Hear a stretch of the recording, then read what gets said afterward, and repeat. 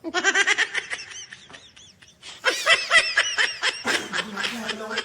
ba yung hindi, yung delivery pala, sa Pasay pala nakaano.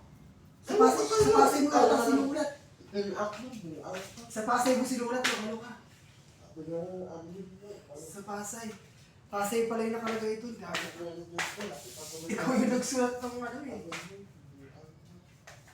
Buong ka sa dapat sa Malati yung ibo. Wala ka talaga yung day. Ikaw na nagsulat. Ikaw nga yung nagsulat dun, di ba?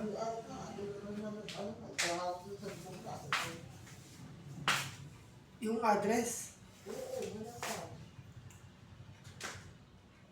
Hindi pala nila alam to. Ano naman lang yung lagay, ihawak mo yung Sabi ko sa ano, dito tinuro ko na nga lahat ng address eh.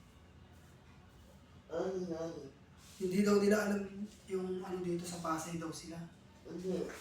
Ay sa Pasay daw nakalagay doon sa ano. Hindi mo lang yung address nyo.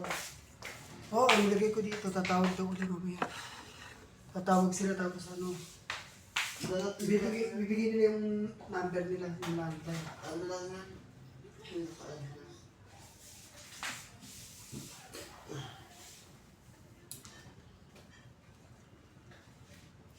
Kaya pala hindi nila makita to.